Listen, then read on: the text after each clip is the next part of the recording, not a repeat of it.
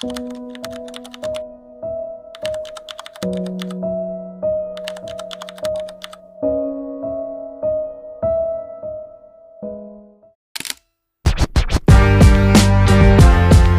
proposed amount po ba ng DTI ay kakasya na 500 pesos ay kakasya po sa isang pamilyang Pilipino.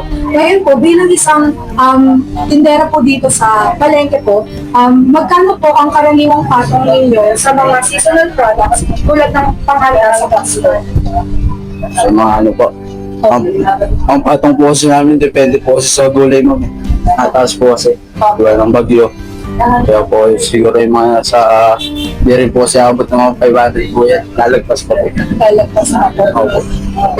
Sa tingin niyo po, kasya po ba ang 500 pesos para sa Noche Buena ng isang pamilya ngayong Pasko? Hindi po kasi ang 500 pesos sa pag Noche Buena.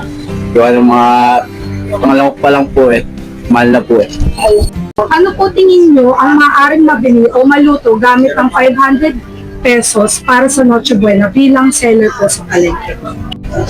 Pwede din makabili ng mga isang buong manok. Pwede din bumili mga pang spaghetti. Madami din naman mabibili kaso pag-usapang Noche Buena, ibig sabihin madaming putahe dapat kaya maaaring isa o dalawa lang ang kaya nito lutuin. Maaari niyo po bang i-disclose ang inyong monthly income sa inyong buong pamilya? For sa buong Opo. nasa around 100,000.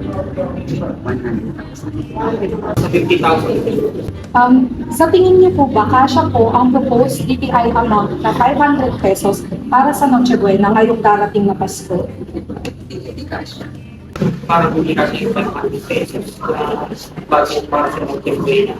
Magkano po ang karaniwang bilihin niyo sa grocery, sa palengke o sa supermarket na niluluto niyo po sa Noche Buena? Nasa 15,000.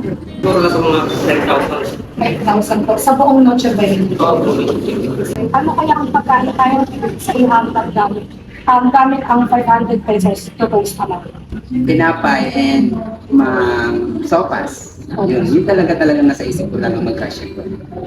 Kakasya sa 500, siguro 3 kilo pasta.